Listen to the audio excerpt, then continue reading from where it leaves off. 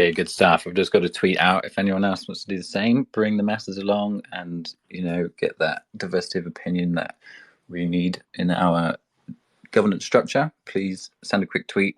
We're just about to kick off, so give it another 30 seconds. Just let the remainder of people roll in and we will get things going.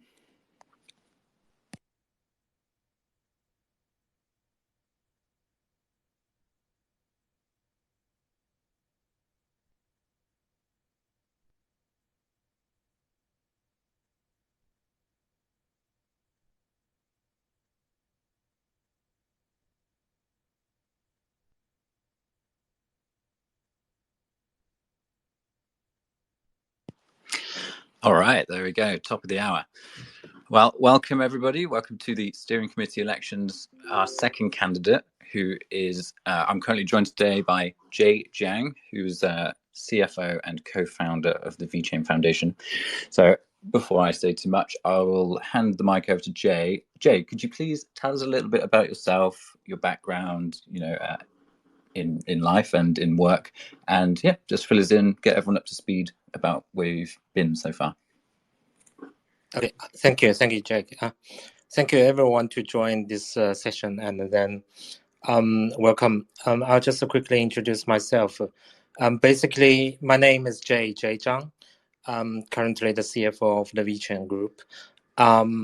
Basically, I would describe myself as the what we call the most familiar stranger of this group, just because most of the time you can see my face on the VeChain.org website, but unfortunately, no one knows what I'm doing.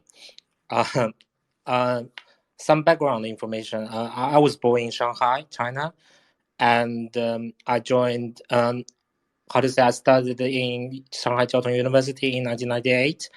And yes, you know that I'm the classmate of Sunny. That's the opportunity that Sunny invited me to join VeChain. When graduate from university, I made a choice to go to another directions, not focusing on my major, which is the electronic telecommunication major, while I decided to go to a Big Four to chase the accounting career. Therefore, the next 14 years I stayed in PwC and Deloitte and accumulated almost most of the knowledge related to financial, accounting, management, and operations. Unfortunately, maybe most of the knowledge related to the telecommunications has already forgotten, unfortunately. While back to 2014 and 15, Sunny come back to visit us and me, and we introduced and exchanged the information a lot. And he also introduced the blockchain technology and Bitcoin, of course, at that time. So I'm quite interested, and I started the journey together, joined Sunny, and start with the VeChain. Thank you. No, great introduction. Thank you very much for that detailed intro. So I guess you kind of touched on it there, but I guess I'll ask about your kind of first introduction to blockchain. What kind of drew you to it in the first instance? What appealed about the technology? Okay.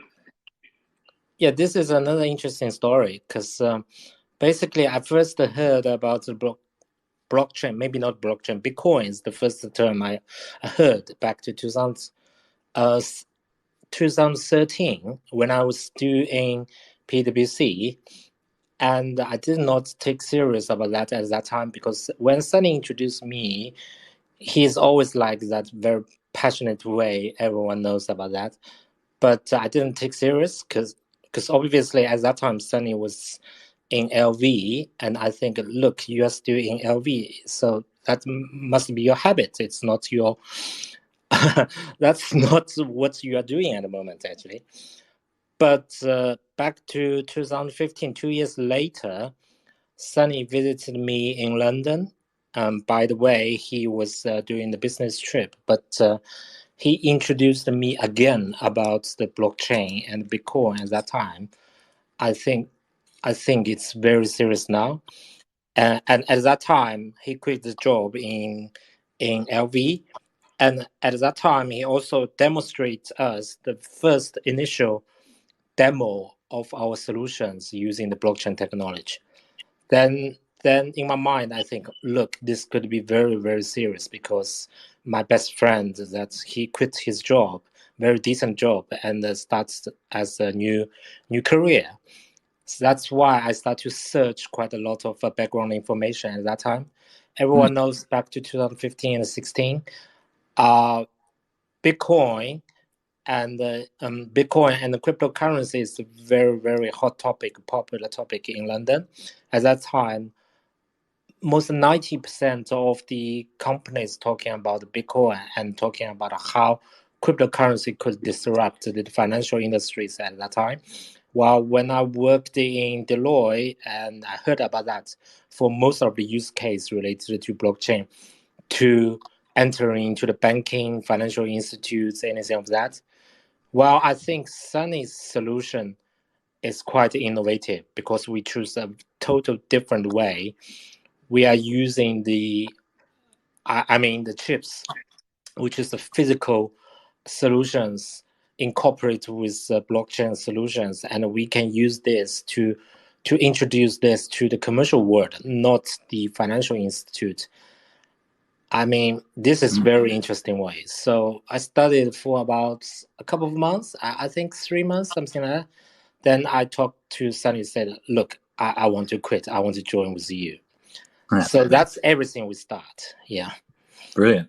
I mean, that kind of naturally led into my next question, which would have been about, what was the problem or the need you saw that inspired you to get involved and found it. But of course, yeah, you've touched on it there. I guess the power of trustless technology and, combining that with data that can't be fudged, through chips and IoT and whatnot. So yeah, fascinating start. Yeah. I mean, great best friend to have as well, clearly. Yeah. Well, great stuff. So I'll move on to the next question. So what would you say has been your favorite experience or use case you've seen developed with a blockchain so far, and how do you think it changes the status quo? Well, back to the previous topic, to be honest, Jake, I would also emphasize a little bit about what I had studied at that time, which also impact my ideas till now even. Because even till now, you would see in this industry, still more than 50% of the industries or startups or the projects, they consider that blockchain will significantly impact the financial sector, which is very interesting, because they think the blockchain is transparent. Maybe they think the distributed ledger can really disrupt the current financial infrastructures in the Europe, in America, or SEC or FCA, etc., etc. But when I was working for the Big Four, I worked for quite a few banking clients, insurance clients. We know, to be honest, from the bottom of my mind or my heart, I think it would be almost the mission impossible to disrupt this sector, because they are the most conservative industries all around the world. And they protect their industry very well with so much sophisticated terminology, complicated systems, infrastructures like Swift, settling system everywhere. So being a startup company, it would be so difficult to really disrupt or attack this kind of the system. However, we think about a different way. We are using the blockchain's natures like transparency, security, and the data cannot be changed. Such kind of features, and touch this together with the real world, like every consumer goods, every product or clothes, or even bags or anything critical stuff, to protect the data, and that would be even more easily to accepted by our clients. So I think that would be a very innovative way and a brave way. And I think the next few years, this proved my ideas, because we started with some real world use case, starting from Givenchy and also some other clients like Walmart China, etc. So when you ask me what would be the most important case or successful case, I would thankful to Givenchy because they gave us a chance to really demonstrate a real product with the chip, connecting with the blockchain, and easily demonstrate to our clients. I'm still very proud of that, and I also have the original badge of the one of the bag at that time. Yeah. Oh, nice. I mean, yeah, obviously a massive, prestigious brand. It's a great starting point. Good stuff. Thanks for your answer. So I will move on. We've got another one here from the community. So what would you define as your key achievements and contributions towards the VeChain Foundation in the past? Thank you. Yeah. I think I joined the VeChain with a little bit of different background other than Sunny, as I mentioned previously. So I always put my role as the back office guys to the whole group. So I'm looking after the whole operations. Previously, I look after the whole operations, accounting, financial, legal, compliance wise, and kind of like back office guys to covering and the babysitter. So Sunny is kind of like a warrior and fighting with the real world, but I'm trying to build up the team to fully support our how to say development team, our operation team, and the sales team. So what my most proud thing is, I helped to build up a quite stable financial and accounting team to well protect our assets with the VeChain Group. One of the data can demonstrate that during the past few years, I think VeChain starting from 2016 to now, financial team, accounting team is the most stable team within the VeChain Group. We only expand our team. We never lose one member. So this is I'm quite proud of that. So we have all the integrated team members. Everyone has their role to have the segregated duties to safeguard VeChain's assets in different way. So, well, I mean, I kind of like set up the foundation of the VeChain Foundation. So, yeah, this is the case. Yeah. Amazing. Yeah, a strong team is the core of any successful, venture, right? Okay. Thank you. Okay, so as an original member of the steering committee, how are you taking your previous learnings to shape your future, to shape the future of the steering committee? Yeah, I kind of like, I want to express some original thoughts, and let me explain about that.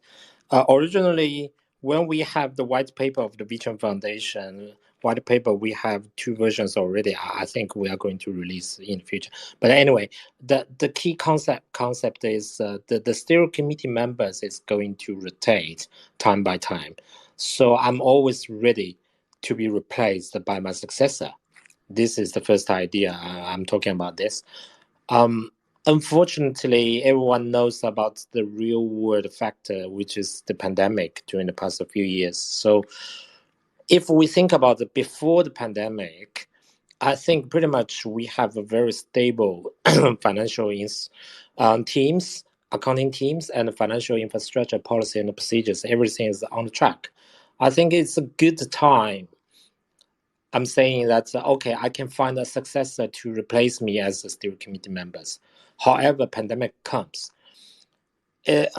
Well, the fact impacted quite a lot just because we are considering transforming during this long-term lockdown period. Therefore, I would say I'm quite proud that I'm almost the first guy moving out of China during the pandemic.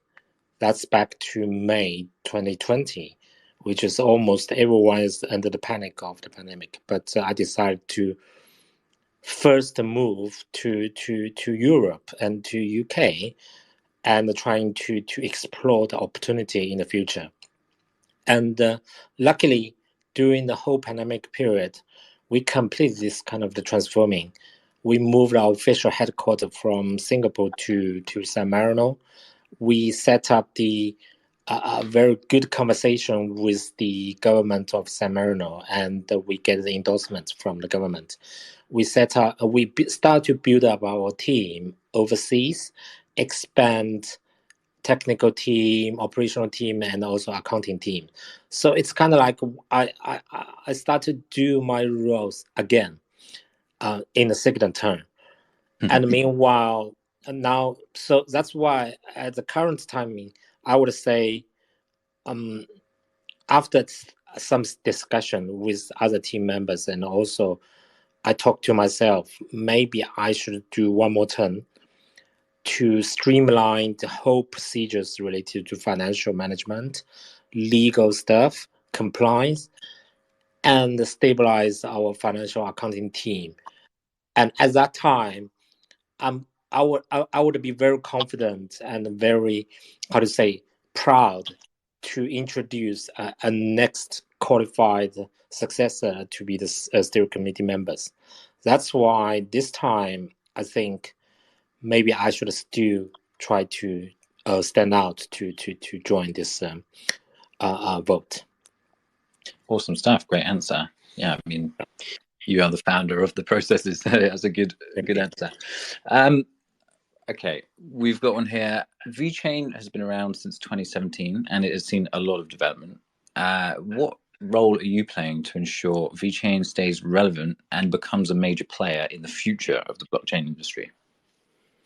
Right. Okay. I think this would be a good opportunity. I can share a little bit more information to the public. I mean, to the communities, how we are working hard to ensure the whole ideas and how solution VeChain can be successful in the market. It's not just the initial idea. We have the chips, we have the blockchain technology, or we can develop some sort of the software. And this has to be supported by the whole back office team, operational team, financial accounting teams to ensure every transaction is being booked correctly and fair and transparent and complies to the sort of the regulatory. So during the past few years, we worked very hard to find a solution how we can incorporate cryptocurrency and assets into financial statements. Maybe most of the guys knows that even at the current world, there's no standard, what we call the financial standard to list your assets into the financial reporting. Although there would be some listed company, let's say some big giant company is being listed in even as Nasdaq or Singapore or market, but most of them are exchange. They're literally a different industry like VeChain. Well, like VeChain, we have the cryptocurrency and also we have the solution to our clients. The accounting is quite different. How to define our crypto assets even in the current assets or long-term assets has been through a long-term debate with the different regulatories. So, but fortunately, ultimately, we have a good standing point and the report to demonstrate that. That's why we are sitting in San Marino, and our financial reports can really put our crypto assets into the financial reports. This is huge, and this is also important to ensure our front desk peoples to bravely discuss this kind of the business solutions with commercial world, because most of our audience, they can't understand what we are doing, and they can't understand how crypto assets can be accepted. But now we're quite confident we have everything we have. Yeah. Great stuff. Great. So there's a little ad lib question, but how is the kind of San Marino government? They're quite, I guess, approachable with these kinds of topics. How are they helping kind of define how crypto assets will be rolled out in Europe or like accepted at a regulatory level?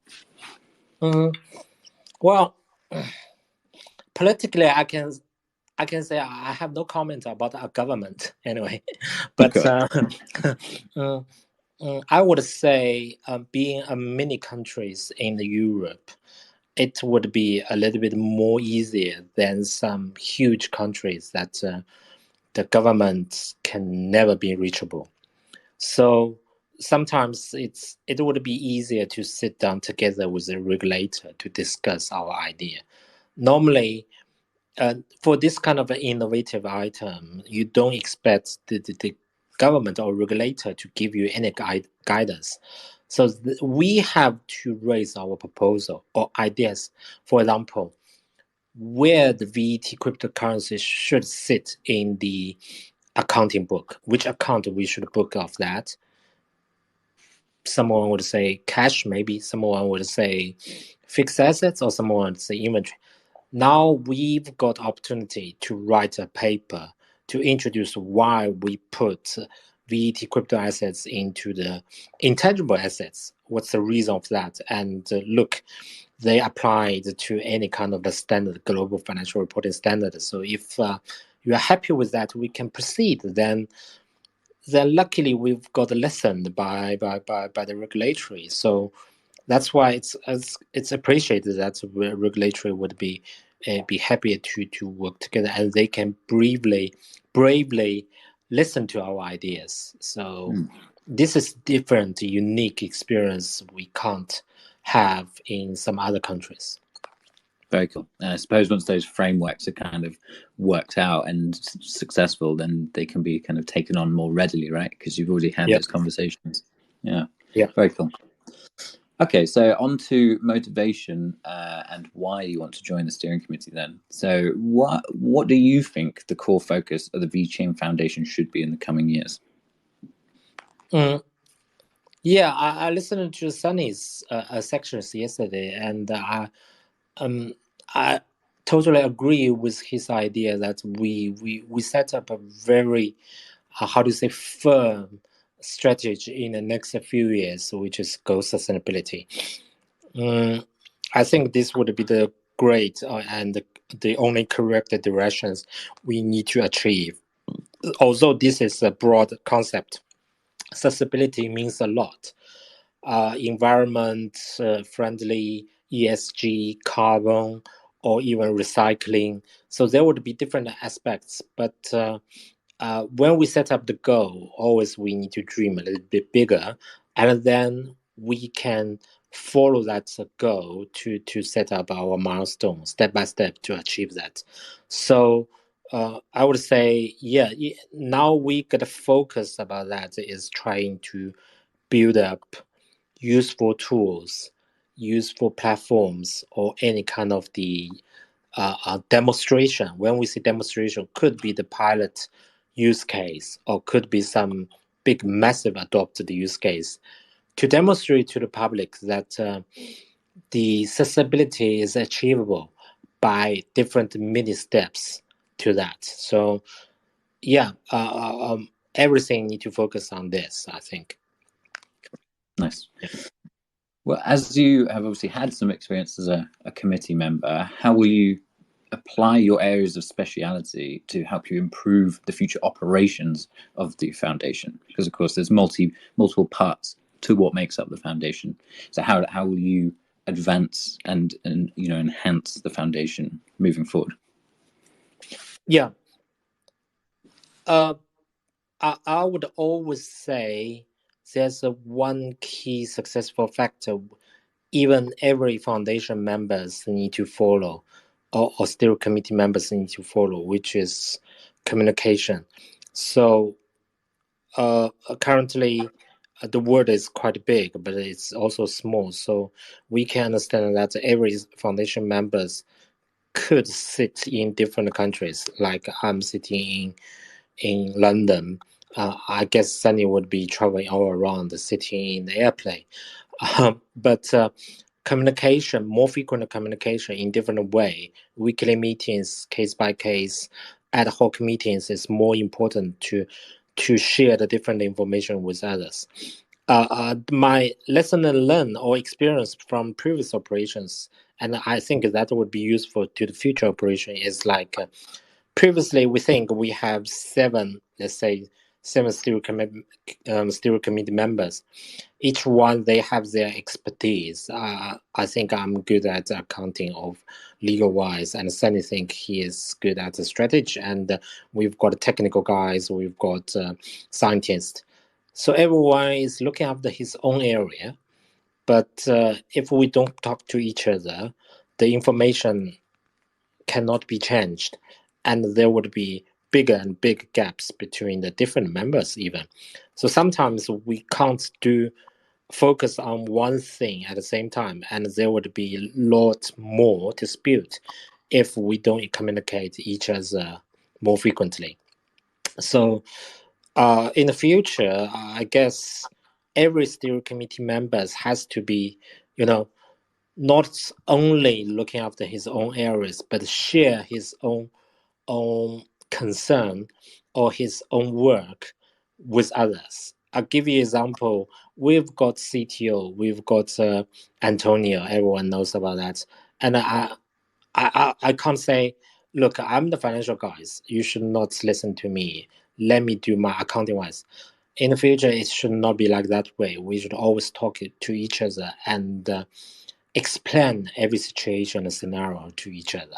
Although sometimes I don't understand his technical thing, but I need to sit down and to understand what would be the trend of that. Otherwise, I would be separated to the real world, only working on the financial book.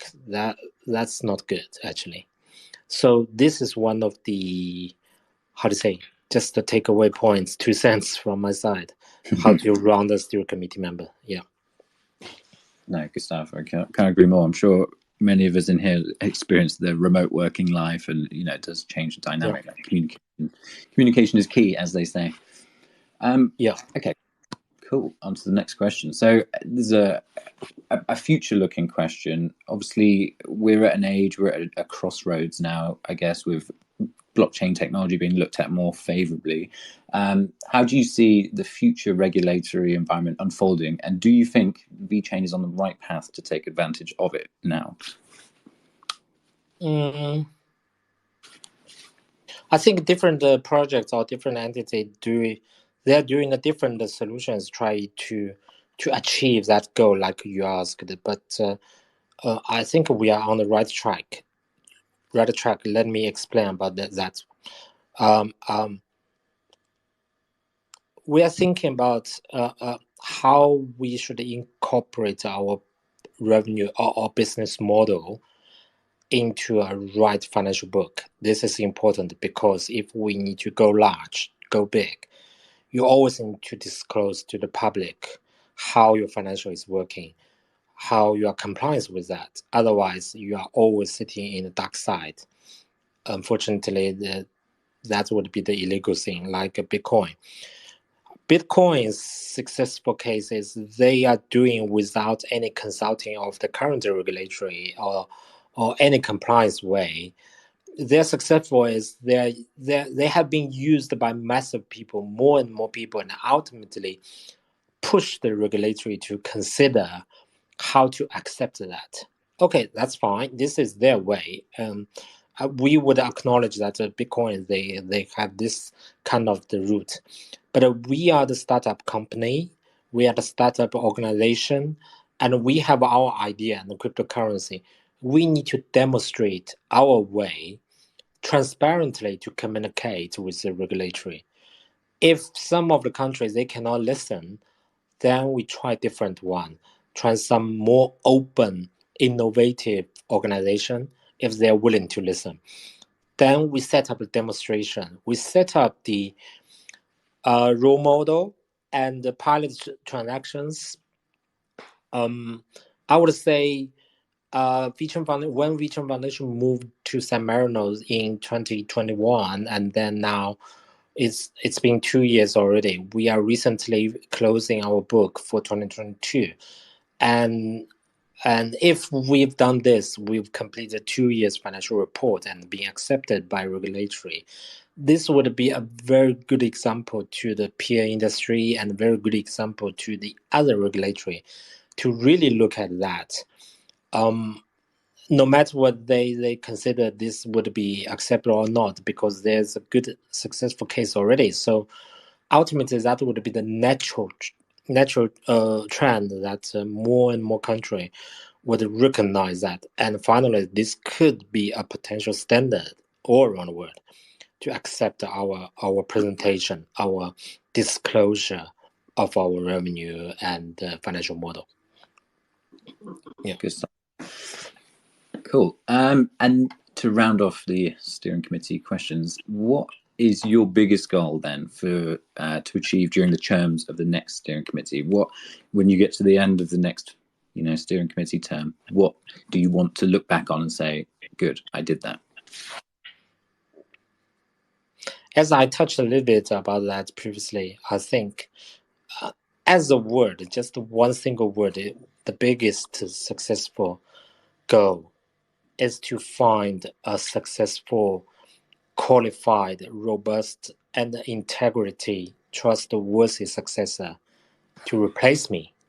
Then I would be very proud to fade away. This won't be this won't be a very easy way to do that. So financial, especially the accounting thing, integrity is the most important thing. It needs a long time to test, to verify one guy's quality, and it needs a long time to build up the trust.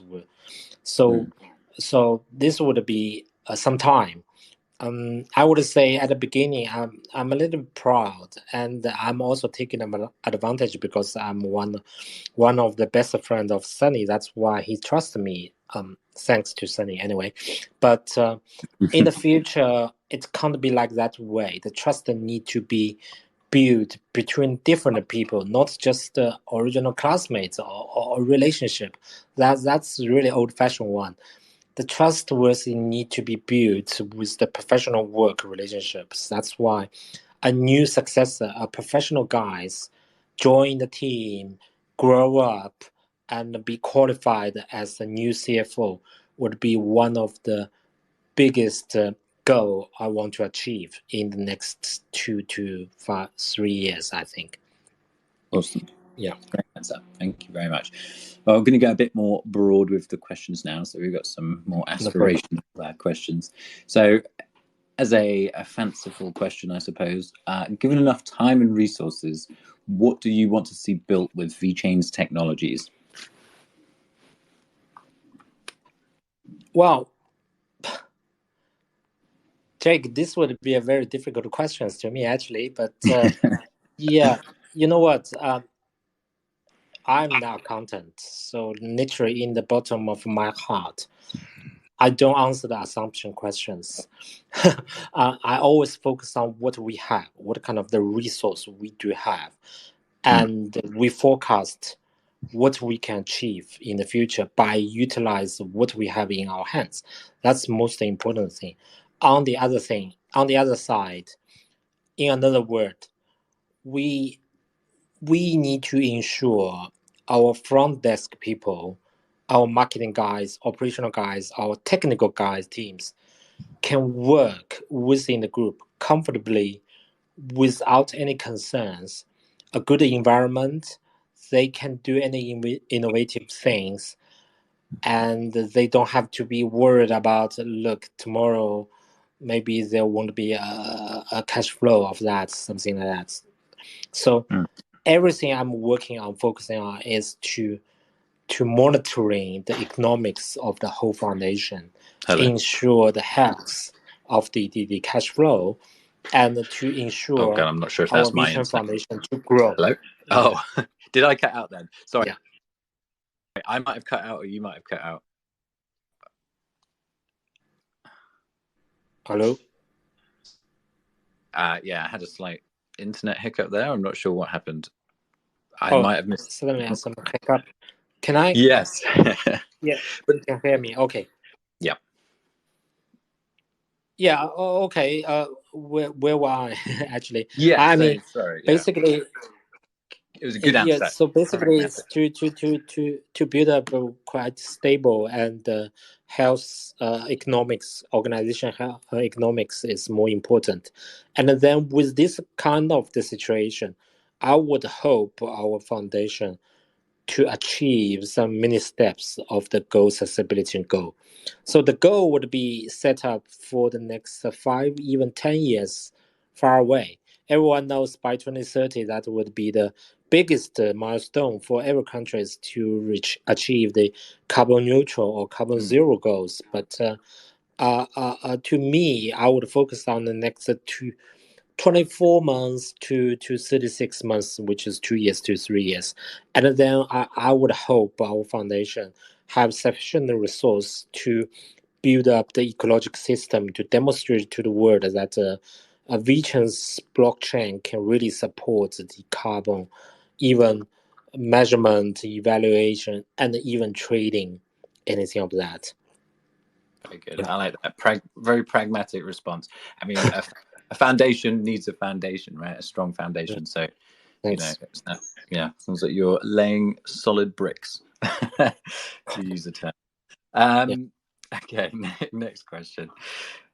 So, Jay, who do you perceive as the customers, in air quotes, of the VeChain Foundation, and how are you ensuring VeChain is attractive to them? Obviously, that's a very broad question because a blockchain is appealing to many types of individual, but I'll put that to you.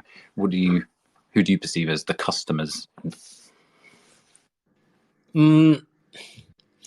Again, go back to sustainability. This topic, this is quite a broad one. So, if we say this is the correct goal, to achieve this goal, even everyone, every individual, or every corporate, they should have the responsibility to contribute to this success. Our customer used to be the enterprises, especially some big enterprises. Previously would be DMV or even PwC. They could be our customers, and we would target them to step out to demonstrate that as a pioneer to goal accessibility. As I imagine in the future, this would also be the priority to do so. Like, I'll give you an example. In the UK, most of the big enterprise like supermarkets like Tesco, Sainsbury, and also the big enterprise like BP and Heathrow Airport, they have the responsibility to disclose their social responsibility sectors in their annual reports, talking about how much the carbon has been emissioned during the past year and what they have done to net off this kind of the carbon stuff. However, as you know, that this kind of the disclosure is always the self assurance. No one can really verify, no one can measure of this kind of the situation. However, I think with the blockchain technology, we can definitely demonstrate to record their data and try to demonstrate more trustworthy data to the public, which make their social responsibility report more credible. So ideally, we should still target to this kind of the big company, ask this company to set up the model to the public. On the other side, if everything goes well, if we have the ecological system, then we're gonna encourage every individual to contribute to the successful of the accessibility, like using the recycled goods, like saving the carbon emission, something like that. But there would be some priority anyway. So I'm not sure if I really answered the question, but No, there's a special priority I think within that the makes answer. sense. Yeah. Sorry to cut you off. That was very rude of Okay. me. But no, I think obviously with the pragmatic mindset, of course, customers, we want big clients and big users, so naturally those make sense as well.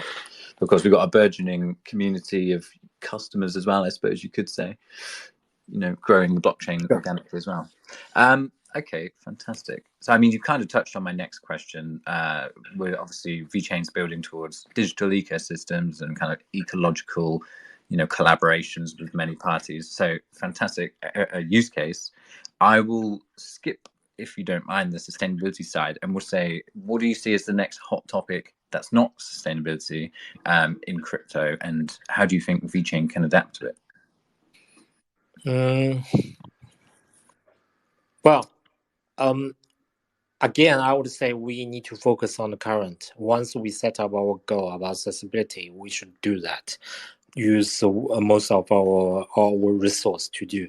At the moment, I won't set up any forecast about the next hot topic. To be honest, during the past few years, around the crypto world or blockchain world, there are different hot topics popping up every day or every year.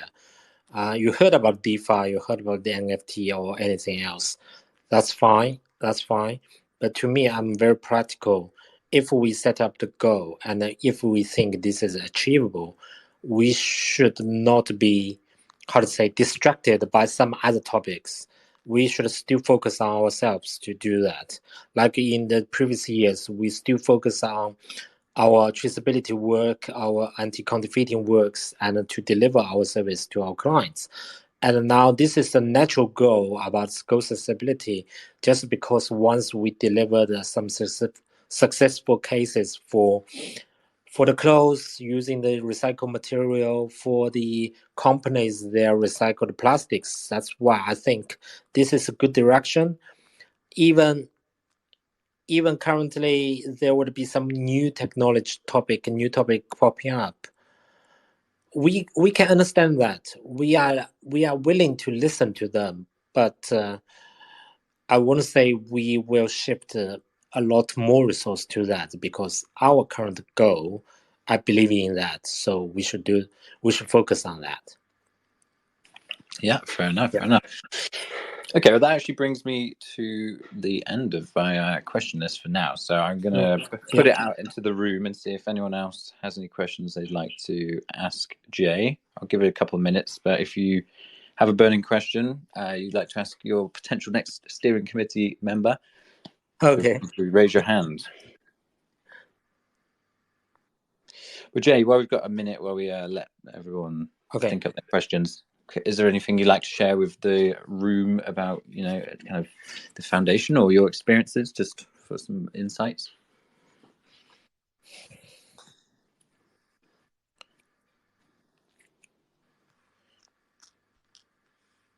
Well, welcome to any kind of the questions anyway. But I have to apologize first that if you ask me about the blockchain technology itself, it goes to Antonio, the section. I won't be the expert better than him, I believe. But if you are interested to discuss about accounting, financial or legal thing, absolutely, I'm more than happy to answer that. Yeah. No, precisely. That's your speciality. Obviously, we're here to hear your expertise and why, you should be the steward of the next steering committee. So by all means, if you, want to share some information around how that works at VeChain, please do. Yeah.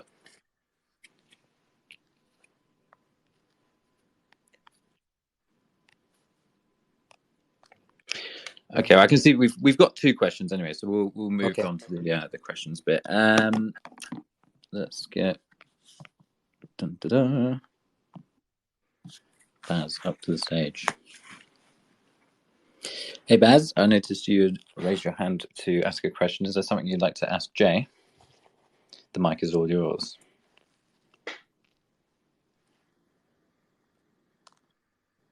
He fat fingered it. Okay, never mind. Okay, Andy, we've got Andy up next. Oh, now I'm fat fingering buttons. Hang on 1 second. Sure. There we go. Andy, welcome to the stage. What would you like to ask Jay?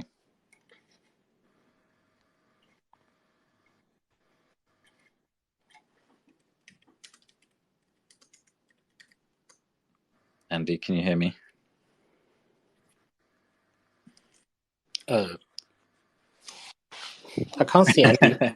Okay. Well, it's not been a very successful AMA so far. Right. Do you know what? I'll ask you a question. How about that? Thank you. Yeah. A curiosity I've seen in the market at large is ISO 22002. I've seen that bandied about. How is VeChain working towards that standard? Is it necessary, or what's your expert opinion on that? All right. Okay. You mentioned about the ISO 20022. Yeah, Okay. the Okay. financial related one, I believe. Yeah, this is a new term to me anyway. But let me explain what we are doing at the moment. Basically, being an accountant, and especially being an organization sitting in Europe, the basic standard we have to follow, which is the RFIS, which called the International Financial Reporting Standard. And everyone could be interested if they can search at the IFRS website, which is a long list of the standards, a series of the reports we have to follow up with. There would be huge discussion between the different sector of the industries and the different accounts and assets to be allocated in the financial reports. I would give some examples. For example, IFRS 7 and IFRS 9 talking about financial instruments and how we can disclose about financial instruments. So basically, they all applied to the traditional world, like some of the company would hold stock and they will buy some derivatives for on the market. So they need to use these tools to actually book their assets and evaluate them in their financial reports. And we have to leverage this kind of the standards to our financial book, because we need to book our cryptocurrency, which is VET and even also VSO tokens. So how to evaluate that and how to give a fair price is critical, and it's being always challenged by regulatory. So every year there would be huge exercise to do that.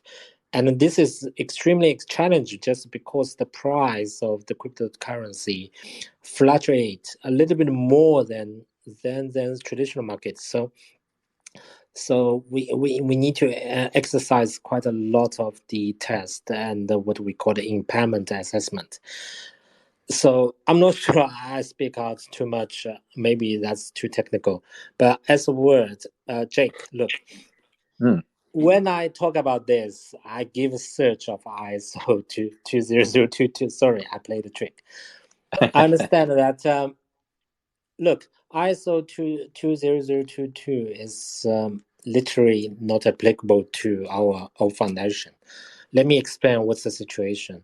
Basically, ISO 222 is talking about a standard, a message, a standard protocol talking between the different entities when they are exchanging transactions.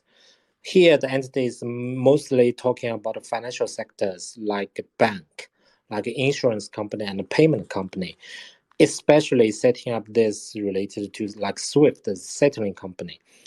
ISO 222, they have the previous version is about like everyone knows about the SWIFT because they are the settling system. So once if you want to pay the US dollars by your own euros, then there has to be a standard protocol between the two financial institutes to exchange each other to reach these transactions. And the current the word is changing because the communication has been stopped a little bit in terms of looks like the potential war. So SWIFT cannot communicate swiftly between some of the countries in the war area and other countries like America or Europe. So ISO announced this to try to set up a universal role to cover all around the country, which makes sure the payment or the receiving following to the same standard, then everyone can follow that. But I would say finally the conclusion is unfortunately this only applies to financial sectors companies, but not us. So yeah, not applicable. But anyway, I will guarantee to you guys that we look at the RFIs and also some other what we call the gap accounting principles in different countries very closely to ensure we deliver our information accurately and transparently. And also I think this is the most outstanding point. We are sitting among some other peer groups. I can never see some other project that they understand a little bit more than us, fairly speaking. Well, very comprehensive answer. That's good for a quick, if you only just read about that on the internet. Good stuff. All right. Well, I can see we've got a couple more speakers in the wings. So I think I saw Brad appear first. So I shall hand over the mic. Here we go. Oh, connecting. Here we go. Brad, welcome to the stage, my friend. Brad, okay. What would you like to ask Jay? Help out. No one likes an AMA without some action. You guys got some duds, so showing some love. Hey, good lad. Hey Jay, how are you? I'm Hi, I'm good. Thank you. A little bit of a softball. So the last few years, you guys have issued financial reports, and VeChain has actually done really well. I think now the war chest is right around 400 million. Just quick question to you, and I don't know if you're the gigabrain trader accumulating the wealth, but one, how has VeChain performed so well over the years, and what is the roadmap for those funds?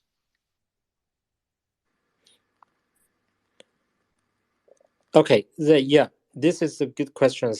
Basically,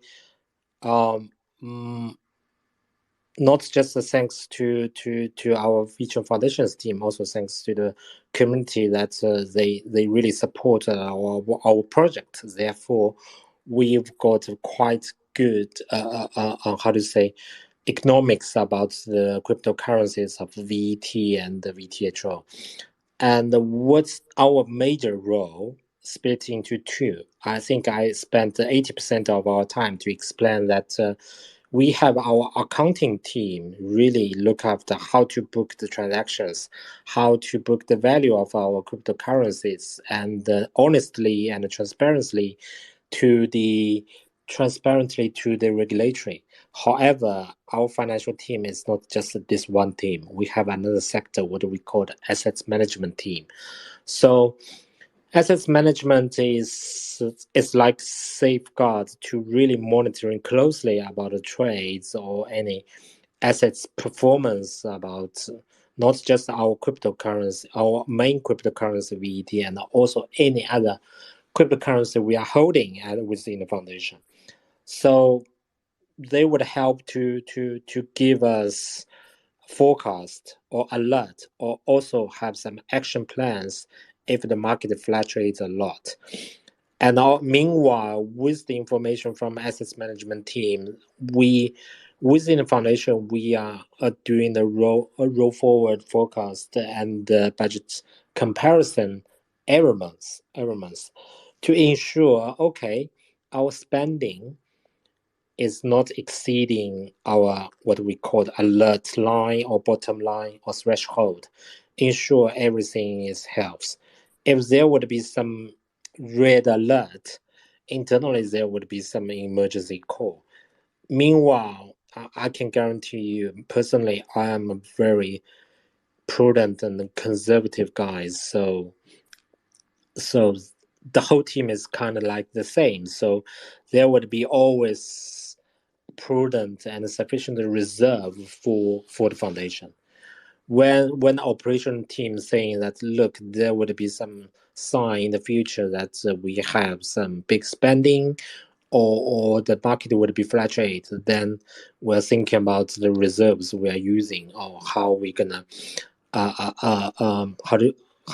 how we gonna cash out with some sufficient bullets to our operational team. This is basically our role to do almost every couple of days. So I have to only generically answer you these questions just because there would be tedious work within the team. Honestly, some of our assets management team members, they're quite anxious, and sometimes they cannot even sleep just because they are monitoring the market performance almost every day. And we will receive the reports time by time with them.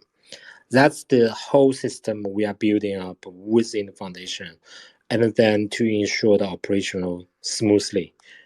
I'm not sure if I explained this properly to you anyway. I mean, it sounded good to me, but I'm not an expert. Brad, did that answer your question? Yeah, honestly, I was just looking for a little bit of insight. Anything behind the curtains is appreciated. So thank you for that. Just looking to hear it expanded on. Thank you. Today I only just opened the curtain a little bit angle, but I'll still put down the curtain again. So I'm sitting behind. Nicely done. We're just going to bring the VeChain Greek community up to the stage. Now they're here. Hello. Hello. Welcome, VeChain Hello. Greece. Hello How are you again. doing? This is George from Athens. Hello, George. Just a quick question from the community. Now, hello, Jay. I hope you're well. Yeah. Now, a Thank small you. and very quick question is, you spoke about the San Marino project. What kind of problems have you solved or are you solving in San Marino? And is this related to the smart cities that is a hot topic in Europe these days? Thank you very much. Thank you. I think moving to San Marino is a big decision just because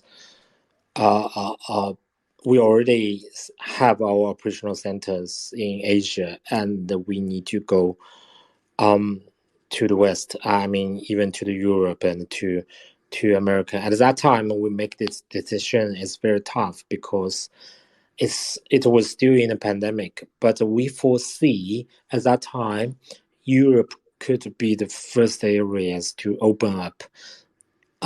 So we think about that we need to be prepared and put into there. There would be a loads of the challenges, especially about the traveling, and at that time, people need to have the vaccination or any kind of the how to say certificate or PCR test anyway. That's quite tedious. Another information is like, but because of that, we also have some successful case with San Marino, like the vaccination certificates using the blockchain tools. So that's quite successful back to the past few years. I honestly, I cannot tell you about anything about smart cities. There's something going on anyway, I'm pretty sure, but I can't talk about that. Selecting San Marino is not just the reason of this, I can ensure.